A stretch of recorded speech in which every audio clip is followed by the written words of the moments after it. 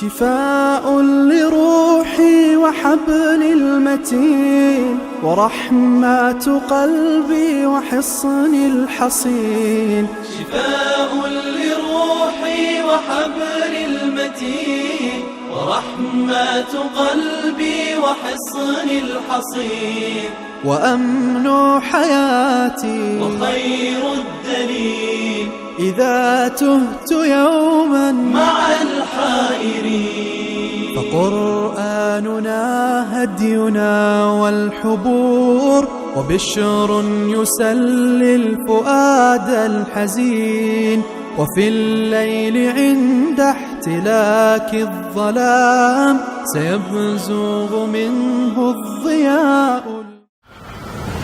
أعوذ بالله من الشيطان الرجيم. بسم الله الرحمن الرحيم. الحمد لله والصلاة والسلام على رسول الله وعلى آله وصحبه ومن والاه. أما بعد. Qarindoshlar, biz bugun Sura Baqaraninki 106 oyatga keldik. Alloh subhanahu va taolaninki Estaizu billah ma nansakh min ayatin aw nunsiha na'ti bi khayrin minha aw misliha alam ta'lam anna Alloha ala kulli shay'in qodir degan oyatga keldik. Bu ayet-i kerime İslam aqidasi, İslamga nisbatan tutulgan pozitsiya, diniy masalalarninki xarakterini tushunish jihatda nihoyatda muhim ahamiyatga ega bir oyat. Ilgirki oyat kerimelarda biz ahli kitob haqida uzluksiz to'xtalib kelyapmiz. Ahli kitobning masalalarga tutgan pozitsiyasi, bu haqdagi payg'ambarlar bilan qilgan jidal majralari, diniy bir taraflama, yani moddiy tarafdan tushunib olishlari qatorliq ahli kitobning xatoliklari haqida so'zlab kelgan. Ahli kitob payg'ambar alayhisolatu vasallam kelgandan keyin payg'ambar islomga nihoyatda qattiq shaklda qarshi chiqdi. Garchi ilgari Rasululloh kelishdan ilgari yangi keladigan payg'ambarlar bilan atrofidagilarga xo'sh bishorat berib, shu payg'ambar kelishunga agishimiz handag'ay mundag'ay degan gap so'zlarining dal aksicha payg'ambar gap bo'lgandan keyin buningga qarshi chiqdi. Bularning qarshi chiqishining sababi og'ir darajada hasad. Shundan keyin o'sha hasad tufaylidan mu'minlarga nisbatan faqat yaxshilik iroda qilmaydi, qatorliq mazmunlarini so'zlab o'tgandik. Shunga agashtirib, bu yangi payg'ambarlarning davomli uzluksiz shaklda kelib turishi, payg'ambar islomning bo'libmi eng oxirgi payg'ambar bo'lgan Rasulullohninki ularning shariatini amaldan qoldirib, ya'ni prinsip jihatda dinning kulli asosiy qismlari jihatda o'xshash shakldagi Qur'oni Karimni ep kelishi va shunga o'xshagan Qur'oni Karimdagi ilgari tushgan oyatlar bilan keyin tushgan oyatlarning bilan mansux qilish qatorliq dindagi Allohning har xil buyruqininki xarakterini Alloh subhanahu va taolo tushuntirib davatidi. Yana oyatning tarjimasi kelishdan ilgari sizlarga texmo bir ro'shanroq bo'lsin uchun qaytadan bir kelay. Biz Qur'oni Karimda bir bo'lik oyatlarni uchurtamiz. Tafsirlarga qarasak bu oyat ilgari tushgan, keyin mansux bo'lgan degan ahvollarni uchurtamiz. Dinda bir qism hukmlarni uchurtamiz. Burun yo'l qo'yilgan, keyin amaldan qoldirilib, yangidan hukm uning o'rniga qo'yilgan hukmlar bor. Bu bir dinning ichidagi kichikiltirilma shakli bu mansuxninki. Endi buni sal büyütsak, yo'g'onatsak, Allah subhanahu va taolo Adem alayhisalomdan keyin har xil payg'ambarlarni avatdi. Bo'libmi bizning hozirgi asosiy başlayımız bo'lgan ahli kitob Musa alayhisalomni Tavrat shariati bilan avatdi. Undan keyin Isa alayhisalomni Injil shariati bilan avatdi. Undan keyin payg'ambar alayhisalomni eng oxirgi payg'ambar bo'lgan, eng oxirgi kitob bo'lgan Qur'oni Karim bilan avatdi. Bular xuddi ilgirki payg'ambarning shariatini kinki payg'ambarning shariatidan amaldan qoldirib, kinkisini uning o'rniga dastatgan. Manda bir shakldagi ahvol. Aynı ahvol dilla o'tirdi, yuz bergan. Şu ahvol yana o'zi İslam dinining ichidagi bir Qur'onning shariatining ichidagi oyatlar o'tirisida, hukmlar o'tirisida yana yuz bergan. Yani ilgari bir oyat tushdi, keyin bir oyat orqali u oyatni amaldan qoldirdi. Bir hukm yo'lga qo'yildi, keyin yana bir hukm yo'l qo'yilish orqali o hukmni amaldan chiqarildi. Bu qanday masala degan haqida bugun inshaalloh masalamiz hal bo'ldi. Ammo shuningga ahli kitob to'g'ri qarayolmagan mushu masalalarga qanday gap bu degan shaklda. Shunga keyingi kelgan payg'ambarlarni qabul qilmaganda bular shuni bahona qilgan hech bo'lmasa. Alloh subhanahu va taolo bularga raddiya qaytarib nima deydi? Ma nansakh min ayatin aw nunsiha. Biz qandaq bir oyatni amaldan qoldirsak yoki uni unutildirsak, uningdan yaxshiroqini yoki shuni o'xshashni ib kelamiz. Alam ta'lam anna Alloh ala kulli shay'in qodir. Bilmamsan Alloh subhanahu va taolo har narsaga qodir. Masala Alloh subhanahu va taolo bizni nurg'un ishlarga buyurdi. Xuddi malaikalarni Odam alayhisolamga sajda qilishga buyurgandek. Bizni Ka'ba, Baytullohga qarab namoz o'qishga buyurgandek, biz Baytullohga qarab sajda qilyapmiz. Bizni kunda 5 vaqt namoz o'qishga buyurgandek. Bularning hammasining tubki xarakteri Allohning buyruq bo'lganligi. Qandaqdir shu ishlarning bizzat o'zininki ma'lum muqaddasligi yoki ma'lum alohidligi va yoki u yoki bu alohidlik faqat Allohning buyrug'i bo'lganligi uchun qilyapmiz. Bu yerdagi mansux masalasi ham ayni shu masala. Alloh buni buyurdi, amal qildik. Keyin u hukmni amaldan qoldirib, yana bir hukmni yo'lga qo'ydi. Bu Allohning ishi. Bu yana bu oyatda da'vat etdiki, biz nim desak yaxshisini deymiz. Yoki o'xshashini deymiz. Alloh har narsaga qodir. Uni yo'lga qo'yishga qodir, buni yo'lga qo'yishga qodir. Allohning har shayda bir hikmati bor demakchi. Bu yerdagi masala. Yani bu yerdagi sabab nima desa, sabab ahli kitob mu'minlarga dinida yaxshilik qilib qilishni xohlamaydi.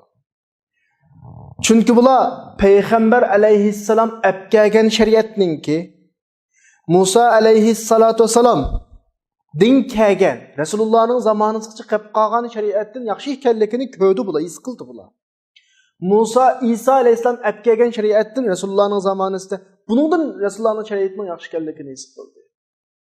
Yani Tevrat'ta nurgun talimatlı var, İncil'de nurgun talimatlı var ama Resulullah olib kelgan talimat, yani Kur'an bulardan yaxshi ekanligini bular his qildi. Endi hargiz biz bu yerda buna deganlik ilgirgi payg'ambarlar kelgan shariatni qanaqdir ayiblash yoki tushirish, bularni cho'ktirish maqsad emas. Ama bizning demoqchi o'g'limiz ilgirgi payg'ambarlar o'z zamonasida şu zamanlardaki en yaxshi narsani kelgan. Musa alayhissalom o'z zamonasida en güzel shariatni kelgan, en mukammal kitobni olib kelgan. İsa alayhissalom o'z zamonasida en güzel shariatni, en mukammal kitobni olib kelgan. Demak, Rasulullohning payg'ambarligidan ilgirki har qanday payg'ambarliklarning hammasi muayyan kishilar, muayyan vaqt, muayyan zaman uchun, muayyan makon uchun kelgan. Bu bir alohidlik va ularning bir alohidlik va. İlgirki risolatlarninki payg'ambarlikning hammasininki chekwa. Ana cheksiz, ana shaklda emas, ya palaniyalik, ya pukuniyalik, ya palani qavm, ya pukuni qavm degandek. Ama eng oxirgi payg'ambar ilgirki payg'ambarliklardagi butun shariatlarni, masalan, cheklik kishilarga cheklik vaqt, cheklik makonga kelgan o risolatlarning hammani amaldan qoldirib eng oxirgi payg'ambar kelgan. İsa alayhissalomninki Banu Isroilga avatilgan vaqt degan bir og'iz gap bor, anglab boqaylik. Qur'oni Karim buni hikoya qiladi. İsa alayhissalom Musa alayhissalomdan keyin kelgan. Ikkilisi Banu Isroilning payg'ambari, Musa alayhissalom burun, İsa alayhissalom Banu Isroilning oxirgi payg'ambari. Shu vaqtda İsa alayhissalom o'zini nim deb tunishtiradi ularga. Ali İmronning 50-oyatida Alloh buni hikoya qiladi bizga va musaddiqan lima bayna yadayya min at-Tawrat. Mendan ilgirki Tavratni tasdiqlab keldim deydi İsa alayhissalom. Va li uhilla lakum ba'd allazi hurrima alaykum. Sizlarga ilgari harom qilingan ba'zi narsalarni halollab keldim deydi. Ya'ni ba'zi shariatning ahkomlarida bir o'zgarish bo'ldi demakchi. Va ji'tukum bi ayatin min rabbikum fattaqulloha va ati'uni. Men sizlarga Robbingizdan bir paket oyatni olib keldim. Allohdan qo'rqib menga itoat qilinglar deydi. Ya'ni har payg'ambar kelsa ilgirki risolatni amaldan qoldirib keladi. Chunki ilgirki risolat muayyan bir millat, muayyan bir zaman, muayyan bir makon uchun kelgan bo'lg'achqa o'zgaraydi u. Inson o'zgaraydi, vaqt o'zgaraydi, davr o'zgaraydi, tasavvur o'zgaraydi. Bu masala. Ya'ni İsa alayhissalom bu yerda xuddi oyatdan chiqayotgan mazmun Tevratning bir qism ahkomlarini amaldan qoldirish uchun kelgandek hukm chiqadi yerdan.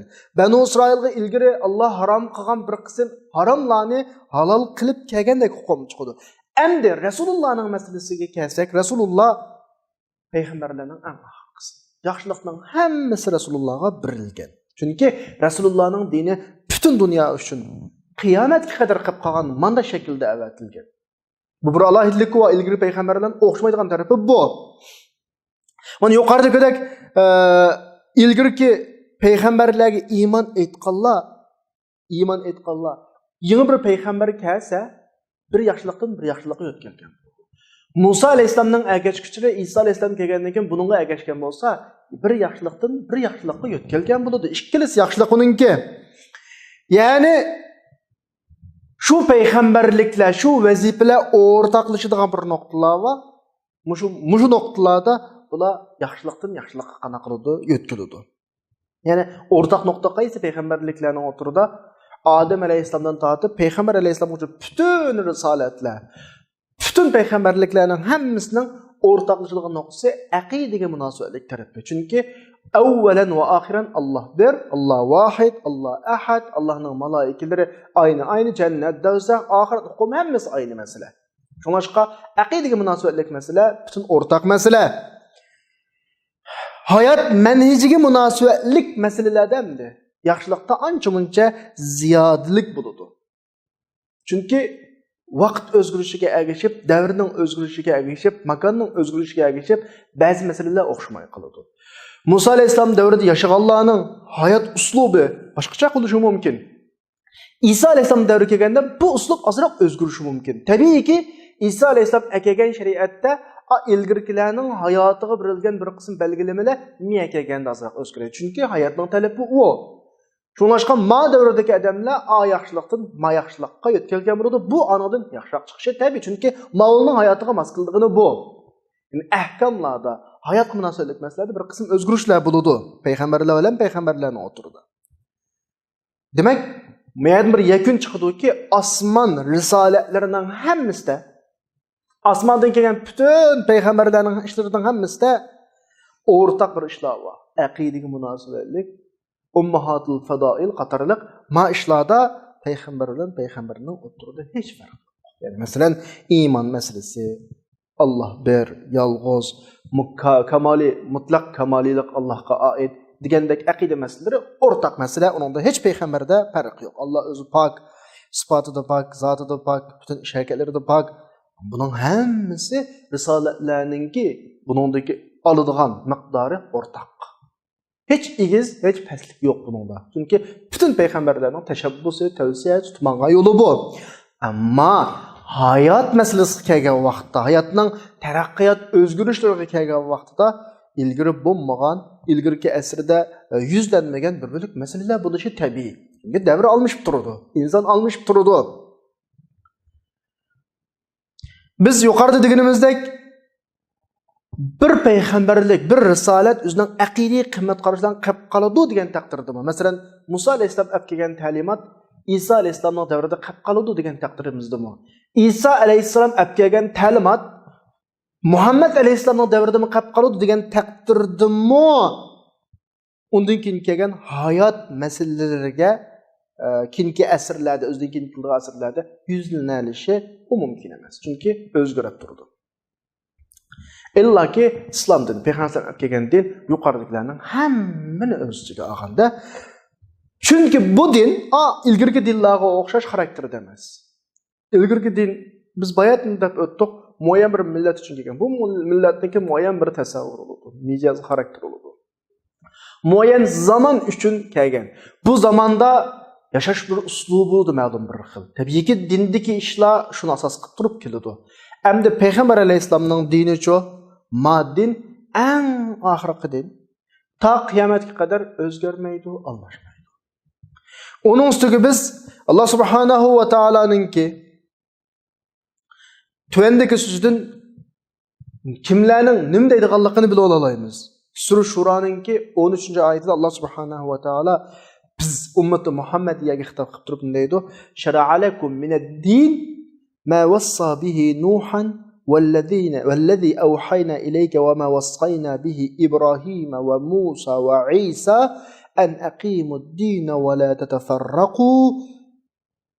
تتفرقوا فيه كبر على المشركين ما تدعوهم إليه الله يجتبي إليه من يشاء ويهدي إليه من ينيب deb bizga avatgan shariatning butun shariatlarninki javriy ekanligi hamma nuqtalarini o'z ichiga olganligi ya'ni har zamon har makon har millat kishilarining hammasini o'z ichiga ola oladiganligini bu oyat Alloh subhanahu va taolo tilga olyapti.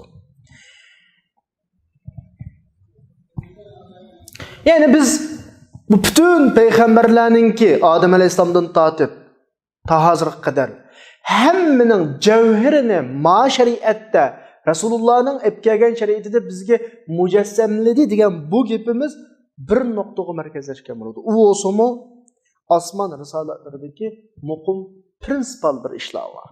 Yani aqida meselesi, yani aqidaning yuksak bir meselesi, yalnız Allah'a iman etish meselesi. Ama yani hayat meseleleriga munosabatlik taraflarda yani o'xshashlar mushu dunyodagi yashashlarimizda kelgan bir xil kengish, yangiliklarning paydo bo'lishi, yangi tasavvurlar o'tirib chiqish qatorliq bir muncha ahkamlarni uningdima yani o'xshamagan shaklda bayqaymiz. Shuningga payg'ambar alayhisolatu vasallam kelgan vaqtida ilgirki peygamberlerinin devrede bo'lmagan nurg'un masalalarni hal qiladigan ishlarni o'tirib qo'ydi masalan Rasululloh. Endi bugungi oyatga qaytib kelayli, biz ilgirki peygamberlar bilan keyingi peygamberlarninki o'rtaq nuqtasi, o'xshamaydigan nuqtasini sizlarga degandan keyin Alloh subhanahu va taolo bugungi darsimizda manansakh min ayatin aw nunsiha biz qanday bir oyatni mansux qilsak yoki uni unutildirsak deydi. Mansakh deganning ma'nosi hozir biz mansukh qilish deb tushundik hamda buni sizlarga shuni tarjima qildik. Mansukh qilishni biz darsdan oldin keyin tushundigandek ilgirki bir hukmni keyingi bir yangi hukm bilan amaldan qoldirish deb tushundik ya. Buning lug'at ma'nosiga kelsak, asli ilgari bor bo'lgan bir oyatni yana keyingi boshqa bir oyat bilan shuni o'rnida kelgan oyat bilan uni yo'qotish, supurib tashlash degan ma'noda. Buning lug'at ma'nosi asli Nasakati şemsu az-zillada bir ibaratlar var. Quyosh soyini yo'qotdi. Bir narsa kelish orqali yana bir narsani yo'q qilsa nasakha bo'ladi. Ya'ni soya asli batdi, quyosh kelib soyini yo'q qilib, soyining o'rniga o'tishdi degan bir narsaning soyasi var ya. Odatda normalda arab tilida nasaktul kitob deb qo'yamiz, kitobni ko'chirish. Ko'chirishda buni bir necha bizlarga kopiyalash deb qo'yamiz-ku. Shuni nasakha deyiladi. Nasakha shayb ash-shabab desa qeyrilik yoshlarni o'zgartirdi degan ma'noda, ya'ni yosh odam qeyridi degan ma'noda.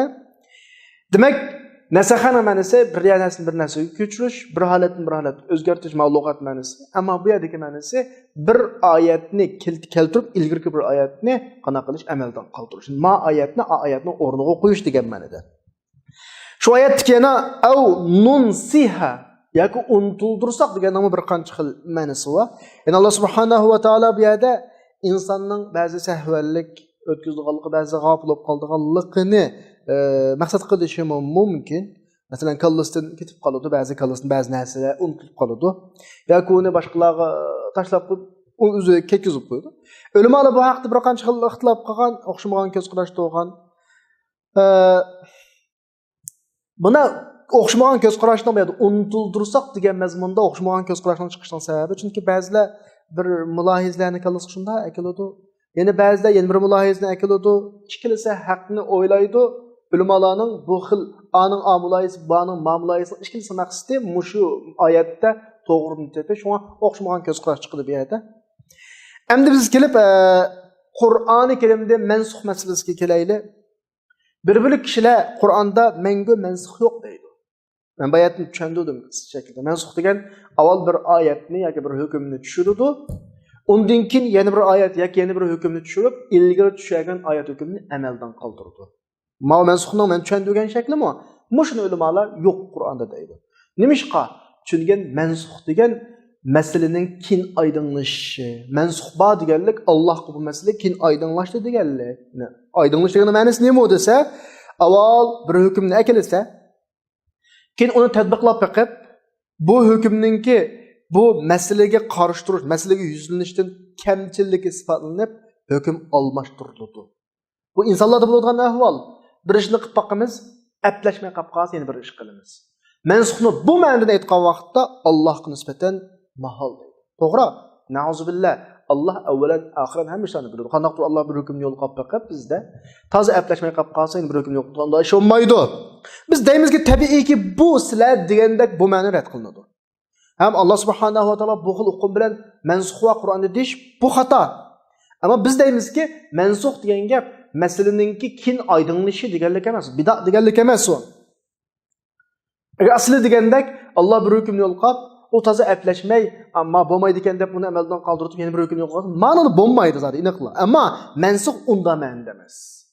Biz mansuxni unda ma'no tushunmaymiz. Ammo mansux degan nima u desa, bir hukmni yana bir hukm bilan yo'qotish. Bir hukmni yo'qotib, yana bir hukmni uni o'rniga akilish. Biz ularga deymizki, ma'lum bir vaqtda Alloh subhanahu va taolo bir hukmni hukm qiladi. Alloh bir hukmni tushadi deydi Qur'onda. Alloh subhanahu va taolo mushu hukmninki tugaydigan ma'lum bir cheklik vaqt voligini ham biladi. Undan keyin ash hukmni o'rniga yana hukmni birini tushirdi. Bu mansuxni biz tushungan doirasi bu. Bu qadar mansux. Bu yerdagi masalan sharoit deyli, bu masalani hal qilish deyli, ashuning tadrijiy bo'lishini talab qiladi. Qandoqdir Alloh subhanahu va taolo bir hukmni yo'l qo'yib, undan keyin yana bir voqelik kelib, shunama, dastlab yo'l qo'ygan hukm bu voqelikdan kam yoki bu voqelikka ra'us hukm bo'lmaydiganligi isbotlanib, Alloh bu hukmdan yana bir hukmga o'tdi, bu xato. Bizning nazarimizdagi mansux unda emas. Bizning nazarimizdagi mansux bir misol olsak, valillahil masalul a'la. Bir odam bir doktorga kasalni ko'rsatgili bordi. Doktorda qarab bakib, buningga bir retsept yozdi. Siz ma dorini manchu kun yeysiz. Undan keyin qaytib keling. Doktor degan bo'yicha kasal shu dorini dorixonadan elib bir necha kun yegandan keyin qayta tekshirib, ha, endi sizning mijozingiz mayadan miya kelibdi. Endi siz va dorini almashtirishingiz kerak deb ikkinchi qatim dorini almashtirdi. Doktor dastlab dorini yozganda biladi-ki, bu odamning kasali marhalalik kasal. Yani buning avval kasalini, masalan, qinini avval tozalab bo'lib, an ma kasalini davolash to'g'ri bo'ladi. Shunga bu odam oldi bilan bu dorini yeyish kerak. Bu dorini yeyib, bu odamning qon tozalash bu ishlari ma'lum darajaga yetgan vaqtda bu dorini to'xtatib, ya'ni yangi bir dori berdi. Qandoqdir ma doktorning oldi bilan uqmay bir dorini birib qilib, bir paqib kasal hech saqaymagandan keyin dori almashtirishga o'xshamaydi. Bizning tushunchamizdagi mansux bu. Bu xil shakldagi mansux xato emas. Bu Qur'onda bor. Nimishqa? Chunki Alloh subhanahu va taolo dastlab hukm qilgan vaqtning o'zida shu hukmning tatbiqlanadigan ma'lum zamoni va yoki ma'lum mazgil tatbiqlanadi, buni biladi. Bilib turib ani yo'l qo'yadi. Ondan keyin shundan keyin amaldan qoldirib yoki boshqa hukmga qana qiladi, almashtiradi. Bu mansuxning ma'nosi bu. Chunki mushu hukmni dastlabda bizga tushirib bergan, shu hukmni yo'l qo'yuvchi bo'lgan Alloh bu hukmni pat arada to'xtab, tugab, oyoqlashib, buning o'rniga boshqa yangi hukm tushidi deb turib qo'ygan. Qanaqdir Alloh uni u yerda dastlab yo'l qo'yib, bilmay qilib, kin o'yaja bo'lmadi bu deb boshqa qo'ygan ish yo'q. Mavxata tushuncha. Bu ahvol insonning ba'zi realligiga o'xshamaydi bu inson. Insonning qonunlari, hukmlari, masalan, davlatningki qonunlari va 5 yilda bir qatim, 10 yilda bir qatim asos qonunga o'zgartirish kirgizdik deb bir ishlarni yo'l qo'yib boqadi. Masalalarning bir yeridan chataq chiqib oladi. Birovlarning manfaatiga kipillik qilgan yoki kafolatlik qilgan bu hukm yana birovlarning manfaatiga kafolatlik qilmay qoladi. Shuning bilan asos qonunni o'zgartirdik yoki uni qildik, buni qildik deb o'zgartirdi qonunni. Çünkü tatbiqlagan vaqtida hukmninki reallik masalalarni hal qilishdan kamchilik isbotlanadi. Shuni o'zgartirdi. Bu insonning masalasi. Chunki kishilar, insonlar shu hukmni yo'l qo'ygan vaqtida, shu qonunni yo'l qo'ygan vaqtida bir narsani bilib yo'l qo'ygan. Ammo endi bir bilib narsani bilmay qolgan ular. An reallik kelgan vaqtida bilmay qolganlar o'tirg'i chiqadi. Hüküm çokum özgartilip almashtirilishi kerakligi Mana men deb o'tirib chiqqan gap. Shunlashqa insonlar bu qadar qiladi. Ammo Alloh kelgan vaqt Allah unda emas. Alloh subhanahu va taolo hukmni dastlab vaqtliq qildi, keyin mansuh masalasi bu masala yani. Masalan bir misol olsak, musulmonlar ikki qiblaga qaragan. Dastlabda Baytul Muqaddasga qaragan. Yani Alloh subhanahu va taolo dastlab musulmonlarni Baytul Muqaddasga qaratgan. Endi bu yerdagi masala Allah subhanahu va taoloning nazarida qibla mangu Baytul Muqaddas tarafga qolib qoladi. Qiyomat kun qadar Baytul Muqaddasga qaraydi degandek hukmmi? Yo'q. Buni deb kinda qarab baqib musulmonlar Kabe'ga qarasa o'g'dak juma deb bunda qilganmi? Yo'q, unda emas qat'iy. Unda ish yo'q. Shakl bu emas. Allah subhanahu va taoloning shu vaqtda yo'l qo'ygan qonunda yoki hukmida musulmonlar avval Baytul Muqaddas bir mezgil qaragan. Ondan keyin Kabe'ga qiyomatga qaragan. Allah buna yo'l qo'yishni oldindan mushkil shaklda bekitib qo'ygan. Avval Baytul Muqaddasga qarasin bir mezgil, ondan keyin nega qarasin, Kabe'ga qarasin degan shaklda. Demak, niyadagi reallik qandaqdir?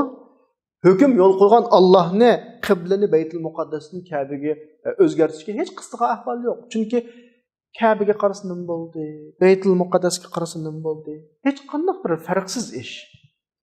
Ammo bu dastlabdan boshqa shaklda urunlashtirib yo'l qo'ygan hukm. Avval Baytul Muqaddasga, ondan keyin Kabe'ga. Bo'lmasa musulmonlar Baytul Muqaddasga qarasa tatadigan zin yo'q. Kabe'ga qarasa oladigan foydasi yo'q. O'xshash shu. Baytul Muqaddasga qaramdi, Kabe'ga qaramdi, o'xshash masala. Ammo Alloh subhanahu va taoloning ilmida, shariatida qibla ma'lum mazgildan keyin Kabe'ga o'zgartirildi deydigan hukm azaldan bor.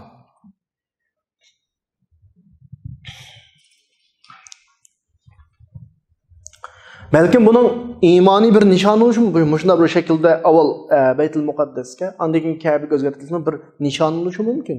Chunki ishlar Allah bizga yo'l qo'ygan, qil degan, qilmadigan ishlarning hammasida bir nishon bo'ladi. Mush nishonni bilgan vaqtimizda bildik, tamam, bilmasak bu Allohdan keldi. Allohning bir hikmati bor deb tushunib mangayveramiz. Amaliyoti bo'lmasa o'ylab taqinglar, bir reallikda kelib bu ishning xatolik oshkorlab yoki ma'lum qiyinlashib qilib, ma'ni qilsak degan degidek, bu yerda Baytul Muqaddasga qarash yoki Kabe'ga qarash shu vaqtdagi mu'min musulmonlarga hech qanday iymoniy bir qo'shimcha japa yoki foyda, manfaat, ziyon kelmaydi. O'xshashdi u Kabe'ga qarasimi, Baytul Muqaddasga qarasimi. Hech qanday bir yangi taklifot emas-ki u. Yangi bir yuklama emas-ki, yangi bir vazifa emas-ki u. Na qarasa o'xshash. Ya'ni sharqqa qarashda ko'rsatgan shu kuchni, shu tirishchilikni o'xshash g'arbga qarashga ko'rsatuvdi o'xshash. Burun sharqqa qaragan bo'lsa, keyin g'arbga qaradi. Ammo bu yerda bir iymoniy sinoqdan birisi bor. Yani bu yerdagi kelgan buyruqning sababini Allohdan so'rab qo'yganlik. Burun mayoqqa qaragan vaqtida sallamna deganlar, mayoqqa qaragan vaqtida ham nim deyish kerak, sallamna deyish kerak.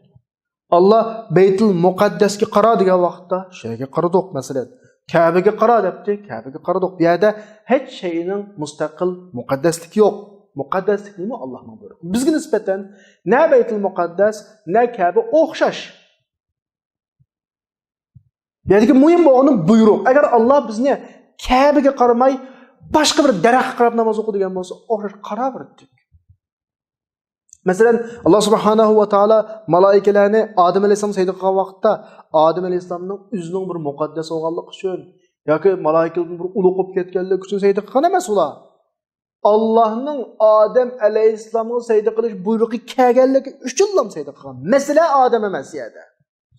Masala Kabe emas, masala Baytul Muqaddas emas, masala buyruq masalasi.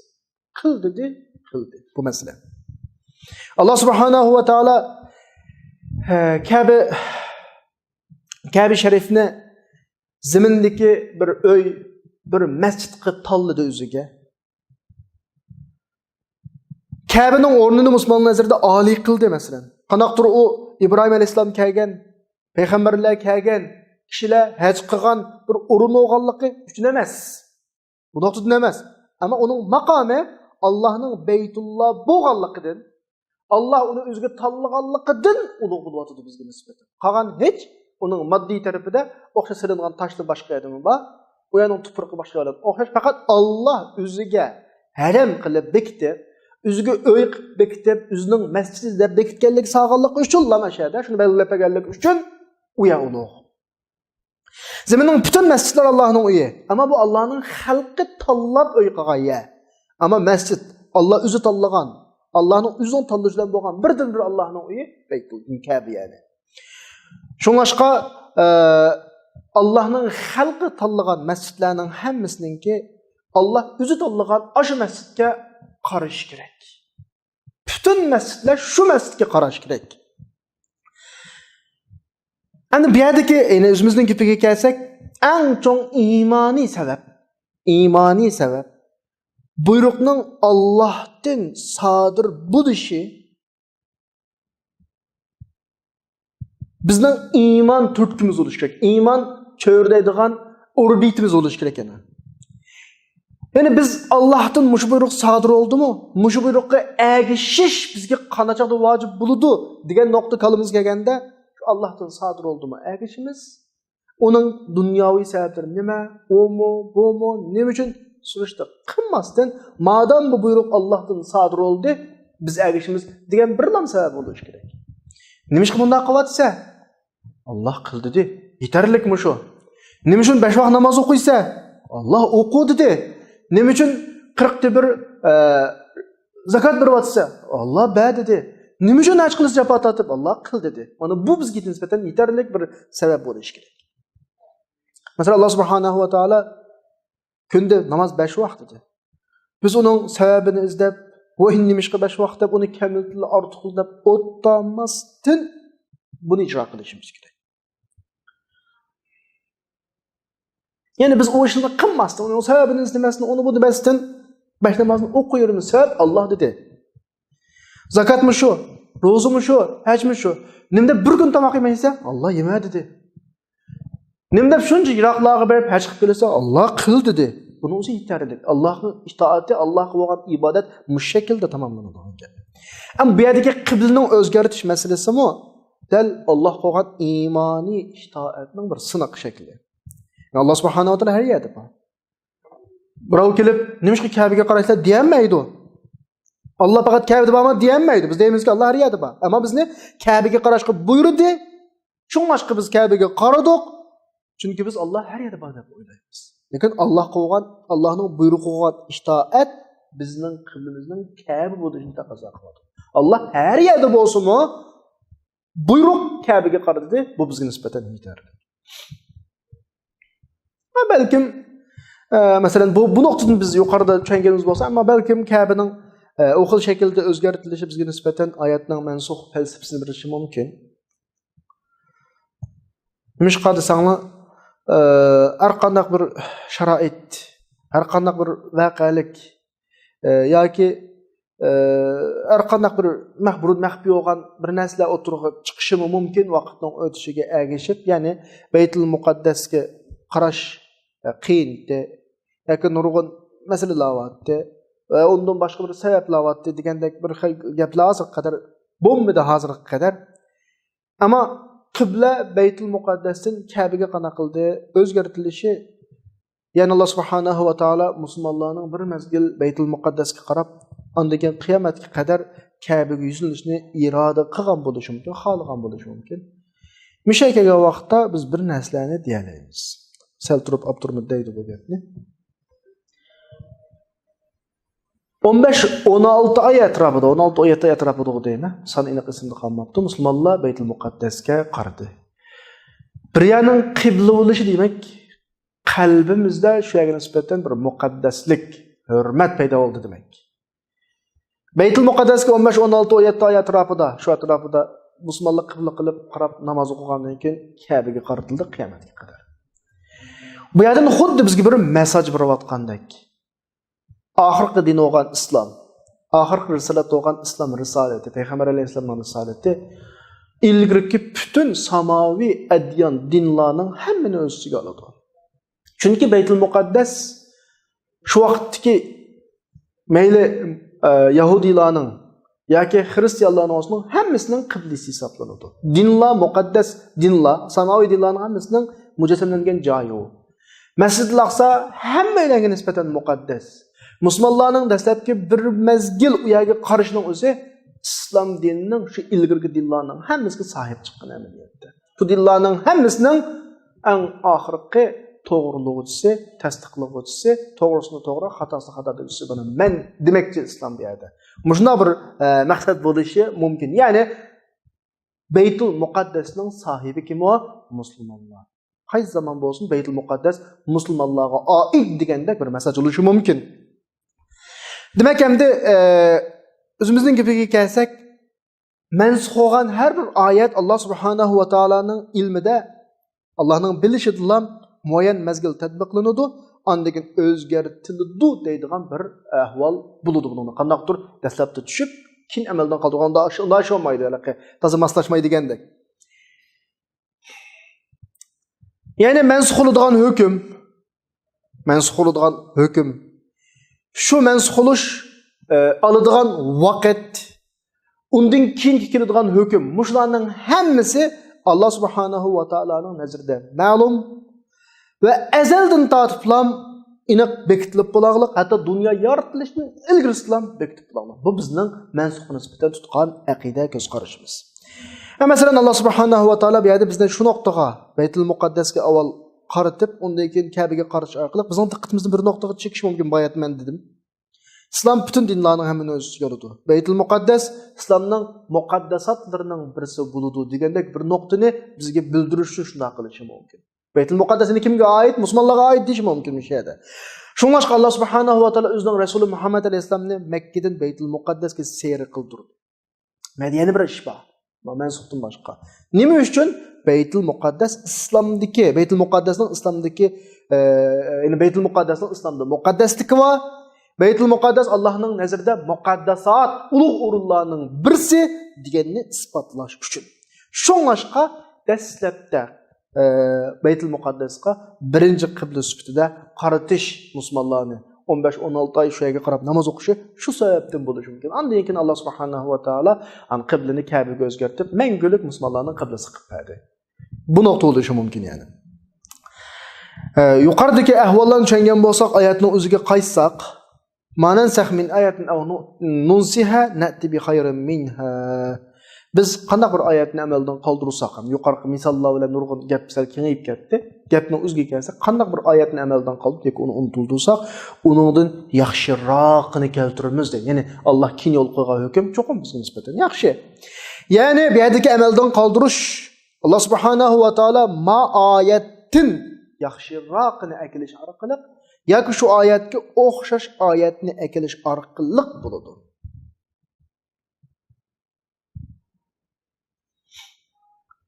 Hani biz bir sual sorğumuz keldi. Mansux bo'lgan oyatdan yaxshiroq oyat bo'lib, Alloh uni tushunmagan ahvol bor, ya unda emas. Ma'no shuki, mansux bo'lgan oyat o'z davrida yaxshi. Ikkinchi hukm ma'lum mazguldan keyin texim yaxshi.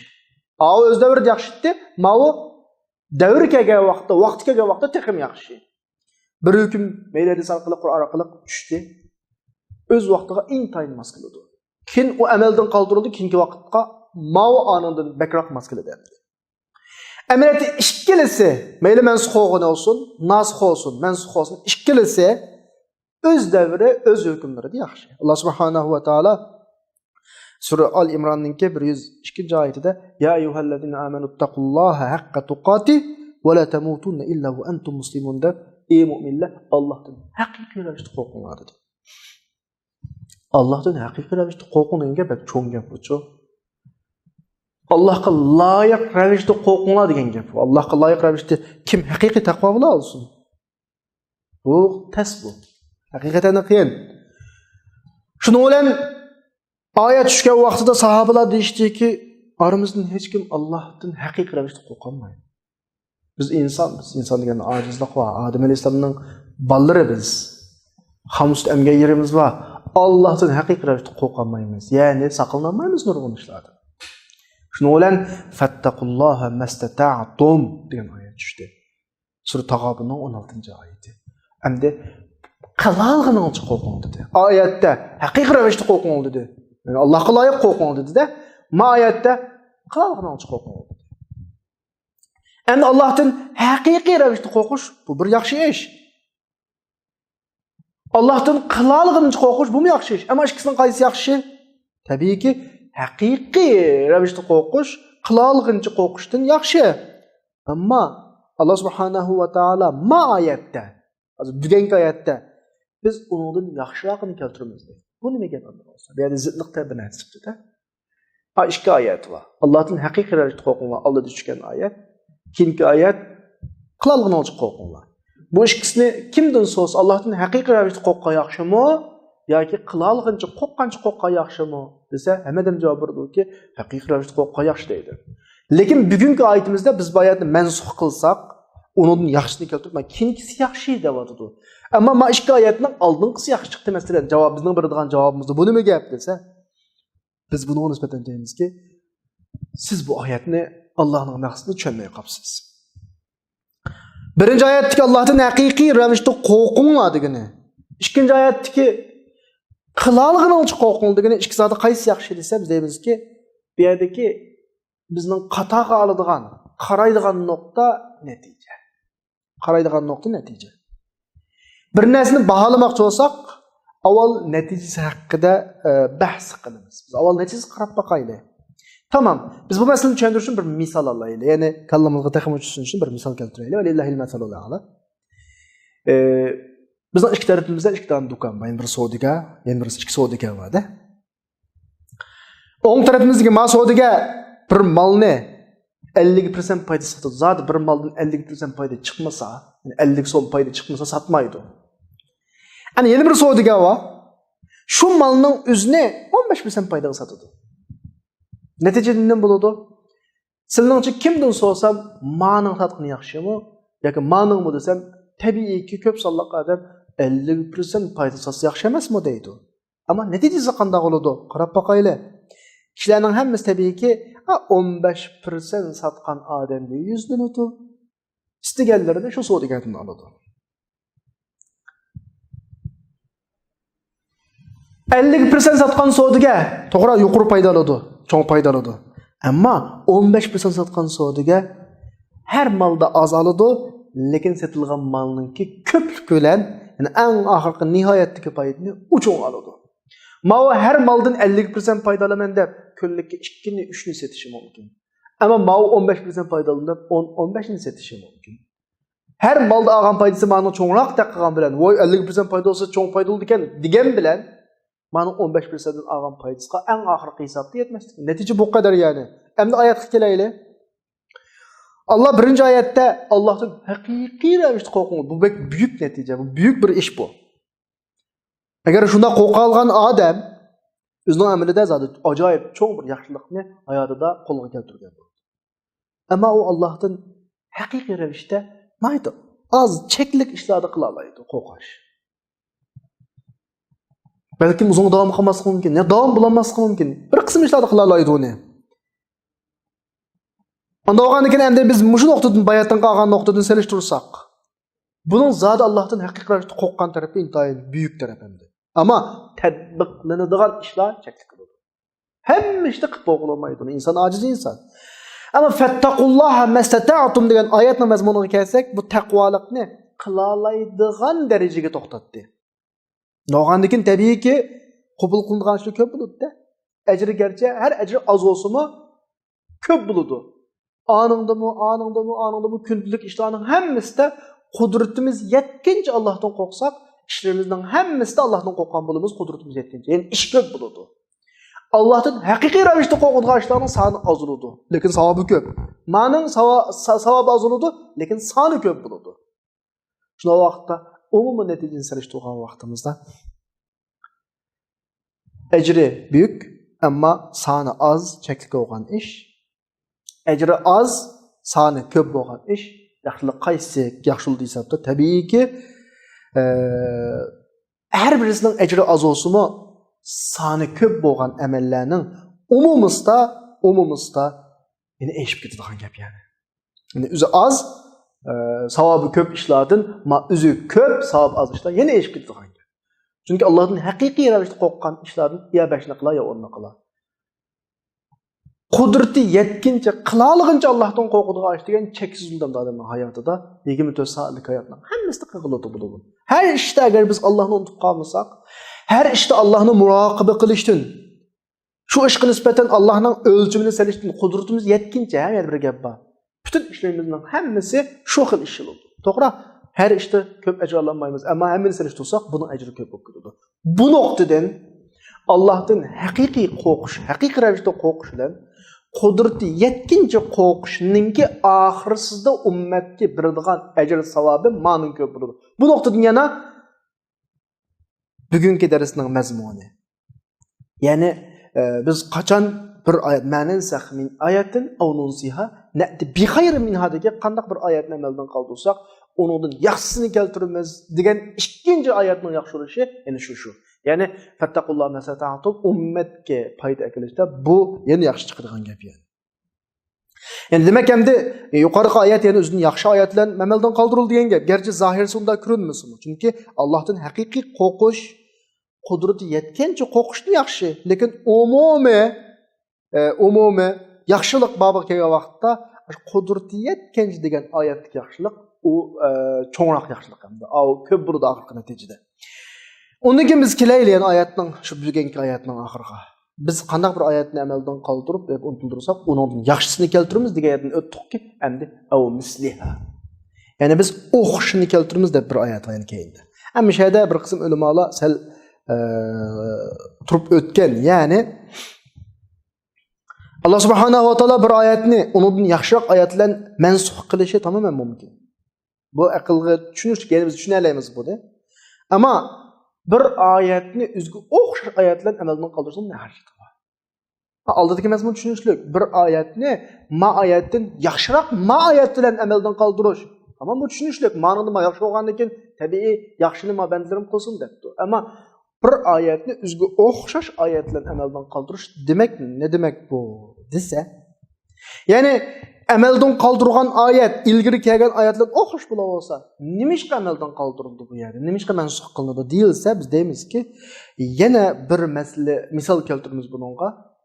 Ya'ni Baytul Muqaddasning Ka'baga o'zgartirish, qiblaning Baytul Muqaddasning Ka'baga o'zgartirish masalasi ayni masala shu. Alloh subhanahu va taolo musulmonlarni Ka'baga yuzlanishga buyurgan vaqtda Baytul Muqaddasning o'rnida oyat yani ilgirki hüküm o'xshash hükümge o'zgartirilgan bo'ladi. Chunki Baytul Muqaddasdan Ka'ba o'z zotida o'xshash, hech qanday farqi yo'q. Musulmonlarning Baytul Muqaddasga qarashi bilan Ka'baga qarashdagi qiladigan ishlari nima o'xshash, hech qanday jafo jihatdimi hatto, qulaylik ulash jihatdimi, hech farqi yo'q, hech farqi yo'q. Chunki Ka'baga yuzlanishmi mu'minni hech qanday bir mashaqqatga taklif qilmaydi yoki taklifatdagi bir ortiq bir tarafi yo'q. O'ng tarafga qaragan yoki so'l tarafga qaragan, oldiga, keyniga qaragan odam o'xshash tirishchilik ko'rsa, o'xshash kuchaydi yana. Alloh subhanahu va taolo biz yuqorida deganimizdek Alloh hamiyati bor. Ammo bu yerda mush Ka'baning qiblaninki Baytul Muqaddasning Ka'baga o'zgartirilishida biz yuqorida so'zlagan iymoniy itoatning qanchalikligi o'tirg'a chiqadi. Biz qiladigan bir muncha ishlar bor. Alloh subhanahu va taolo dedi uni, shunlash qilyapmiz. Mana bu dal ibodatlarda keladi. Chunki ibodat degan abidninki ma'bud bo'lgan ilohga qilgan itoati u. Alloh subhanahu va taolo o'ziga bo'lgan bandichilikni haqiqiy so'ygi tanlash bilan bo'lishni qana qiladi istaydi. Alloh qana qil desa, biz ishchimizdan shuningga suyunib turib, Alloh qil deb tiyadablam qilsak, bu Allohning haqiqiy istagini bo'ladi. Bo'lmasa bizning qilayotgan ibodatlarimizning Allohga hech bir foydasi yo'q-ki. Bemo'chalik foydasi olmaydi Alloh subhanahu va taologa. Faqat Alloh bizning ichimizdan, vujudimizdan chiqqan bir xil so'ygini o'zligimizdan jafo his qilmay, mashaqqat his qilmay suyib turib qilsak, Allohning istagini bu. Masalan, Alloh subhanahu va taolo mana qilsa qilsak, qilmasa qilmasak, buningdagi sabab nima desa, biz faqat ixtiyoriy holatda dunyodagi bizning qilmoqchi etmoqchi bo'lganimizni Allohning murodiga bo'ysunib saqlab bo'ladi. Bu mana sabab. Biz Alloh nima uchun qilamiz deganlar sababi, boshqa sabab yo'q. Demak, bu yerdagi bir oyatni amaldan qoldirib, uning o'rniga o'xshash bir oyatni akilishdiki hikmatmi? Shu buyuk hikmat bu. Ya'ni iymoniy tanlash, İmani sınaq, imani imtihandan ibaret bir hikmet. Anı kıldık kıldık, manı kıldık kıldık, anı kılmadık kılmadık. Mana bu bizdeki haqiqiy imanın ifadesi. Ahli kitapda kelaqi ayet 2. farına 5'te bağı sayaqulu sufaha'u ma wallahu an qiblatihim allati kanu alayha. Nima ma'nıga o'xshash ifoda bildirmaymiz biz bismillah. U yerga qaradi qaradik. Bo'ldi ya qaramam ya qaradi qaradik, uni qildi qildik, qilmadi qilmadik. Bu bizdagi iymoniy ifoda. Eng yuksak ifoda. Demak, birinchi hukm kelgan vaqtida faqat masala hukm kechikkanlar bor. Yani Allohning ilmida bor. Birinchi hukmning vaqtining tugishini saqlayotdi. Mandan sahmin ayat, har qanday bir oyatni amaldan qoldirsak degani, bu mansux bo'lgan oyat yani. Onunğa patlarda amal qilinmaydi. Ununsiha, yani Allah subhanahu wa taala onu Resulullah'a, müminlerge vahiy orqali yetkizmaydi. Allah'ın ilmida bor. Bizim bu noktada dikkat qilishimiz kerak. Mansux ikki ish paydo bo'lmaydi. Mana bir noktada dikkat qilinglar. Qur'on yoki hadis olsun, din degan mansux ikki narsada paydo bo'lmaydi yani. Ikki narsada mansux yo'q. Birisi aqida ishlarida hech narsa mansux. Chunki mansux degan gap mazmunning o'zgarishi degan gap. Aqida o'zgarmaydi. Allah'ın barlığı ezelden var, bugün mü var? Allah ezelden bir, bugün mü bir? Allah'ın Cibril, Mikail perişleri ezelden var, hazırın var. Cennet ezelden var, hazırın var. Hemisi bu özgürmeydi yani. Çünkü akide mukum prensip bulup, Adem Aleyhisselam'dan tatıp kıyametlik kadar özgürmeydi. Allah subhanahu wa ta'ala vaid, ahad özgürmeydi, almaşma. Gayb var, kıyamet günüsü kilodu, malaikeler özünün hizmetine kılıdı. Demek akide bundan sonra hiç iş mesut olmadı. Bu noktada Allah'ın tutuyorlar. İkincisi, Allah subhanahu wa ta'aladan kelgen haber, yani ötmüşteki ya kelgisi bulunduğun haberle, mesela Allah'ın bir ayet geldi, bu ayette bir haber olup kalsa, ya ötmüşünün haberi ya kelgisinin haberi olup kalsa, bu ayet yeni bir ayetle mensup. Çünkü haber degen ya 101 boğan işten buludu, ya 101 degen işten buludu, bob boğan ve buluduğun işler özgürmeydi. Çünkü haber bir iş degen gap, yüz bergen bir işini yetküzüş degen gap. Allah subhanahu wa ta'ala'nın haberi bizge yüz bergen işlerini yetküzgen bolsa, o özgürmeydi. Çünkü o Allah subhanahu wa ta'ala'nın hakikat çin yetküzüş o. Yetküzüş bir kıtım yüz berdi mi o iş? Özgürmeydi emdi. Yani bizge kandaktır Allah subhanahu wa ta'ala fil hadisini bizge rivayet kılıp, annikin emellikten kaldırıp, başka bir gapilini onda iş olmaydı. Çünkü fil hadisi yüz berdi. Yüz bergen şekilde bizge yetküzüldü. Buldu ketti. O özgürmeydi. Demek iki işte nim bo'lmaydi, mansux bo'lmaydi. Birisi aqida babida mansux bo'lmaydi, yana birisi Alloh xabar bergan xabarlarda, qissalarda mansux bo'lmaydi. Faqat mansuxlik nerede bo'ladi desa, bandaning ustidagi vazifalarda bo'ladi. Qil, hali mazgildan keyin qilma. Yoki qilma, ma'lum mazgildan keyin qil. Bu shaklda. Masalan, Qur'oni Karimda Alloh subhanahu va taolo shunday bir misoli var. Misol olaylik biz. Ya ayyuhan nabiyyu harridul mu'minina alal qital İyyakum minkum 20 sabirun yaglibu 200 ve iyyakum minkum 100 yaglibu 1000 minellezine keferu bi ennahum kavmun la yefqahun. Sure Enfal'ın 65. ayet 65. Bu yerda muş ayette tilga ilingini, yani muş ayet tushgan vaqtda o'lcham bir mu'min 10 kuffarga teng. Jang maydonida bir mu'min bo'lsa, düşman 10 dan düşman bo'lsa, ma musulmonning jang maydonidan chiqishi to'g'ri emas. Korkmayı deriş gerek. Bu. Mağdesatki hüküm. Ama bu müminlerge nispeten bir kıyın işemdi. Şundan Allah subhanahu wa ta'ala bizden kudretini yetişçe bunu mensuh kaldırıp başka hüküm verdi. Dedi ki el-an khaffafallahu ankum ve alima enne fikum da'fa fe iyyakum minkum 100 sabiratun yaglibu 200. Allah sizden yengilletti. Aranlarda acizler var. 100 adam, çidamlık 100 adam olsa 200 adamdan kalmasın. Yani 200 adamga teng keladi. Yani demek çoğunu jang maydonida bir hassa ortiq son bilan jang qilishga bo'ladi. U jangdan chekinishga bo'lmaydi demakchi yani. Yani ilgirki 10 hassa ortiq sondan chekinishga bo'lmaydi degan hukm ikki hassiga qaratildi. Yani Allah subhanahu va taolo mu'minlarning ojizlarning borligini biladi.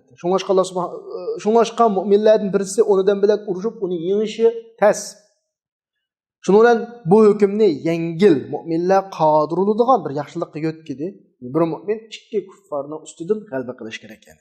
Buni ma hüküm aqida babiga tava emas, xabar babiga tava emas.